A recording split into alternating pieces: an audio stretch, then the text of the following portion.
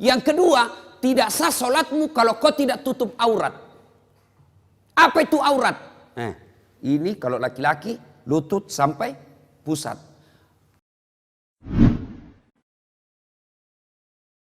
Perhatikan hal ini jika ingin sholatmu diterima oleh Allah Subhanahu wa Ta'ala.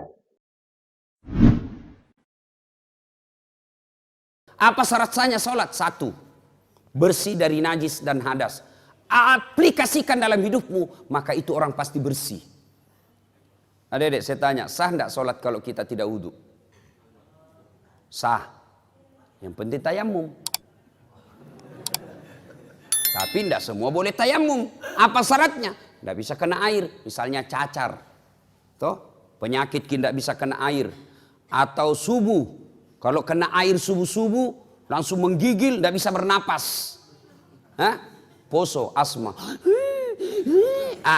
Boleh kok tidak, boleh kok tayamum. Ya? Tapi dia tidak wudhu, tidak tayamum, sah tidak? Tidak sah. Berarti orang yang baik sholatnya itu mestinya bersih dalam hidupnya. Tapi kadang-kadang kita lihat ada orang sholat, tapi baju sholatnya saja kotor. Kuning bukan, coklat bukan, putih bukan, ada yang begitu. Kudungnya ibu-ibu, coba dikat diam nih. Ada itu yang ada kayak lumut-lumut di sininya. Itu kalau orang baik sholatnya, maka dia hidupnya bersih. Maka heran kita kalau kita rajin berjamaah, tapi rantasa hidup tak. Yang kedua, tidak sah sholatmu kalau kau tidak tutup aurat. Apa itu aurat? Ini kalau laki-laki lutut sampai pusat. Bapak, kalau keluar rumah sholat pakai celana kolor saja, sah tidak? Sah tidak? Tidak sah. Biar tidak ada yang lihat mentang-mentang dari lihat di sembahyang celana dalam saja aku pakai ini.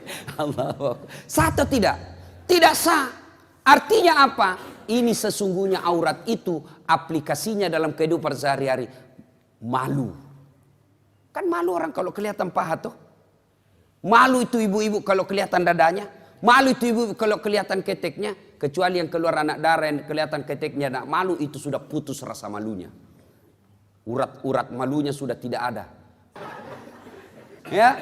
Nah, itu berarti kalau orang baik sholatnya, insya Allah tinggi rasa malunya. Mana aplikasinya? Kalau dia rajin sholat, jadi kepala dinas jadi sekdai, jadi pejabat ada mobil dinasnya, maka dia malu pakai mobil dinasnya kalau untuk antar undangan pernikahan. Maka malu dia pakai mobil dinasnya kalau hanya untuk pergi pasar untuk dia pakai kepentingan pribadinya. Itu orang yang baik sholatnya.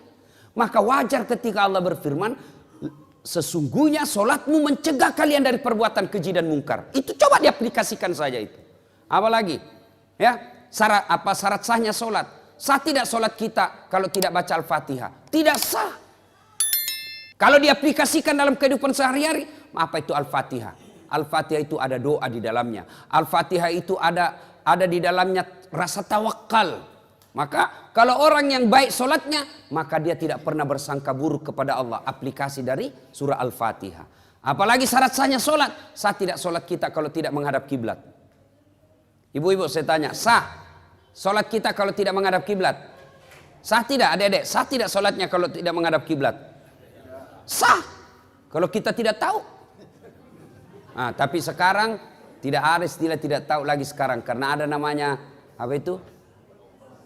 Kompasnya itu handphone. Ada semua itu, Muslim Pro. Gocang sedikit. Tapi matahari di sana terbit, terbenam. Terbit di sana pagi-pagi. Kenapa ini begini? Nah, tunjuk. Gocangi lagi. Masih nak tunjuk, berarti soalnya ini kompasmu. Belum diislamkan. Lebih kau lihat itu matahari terbit. Di mana? Lawannya itu.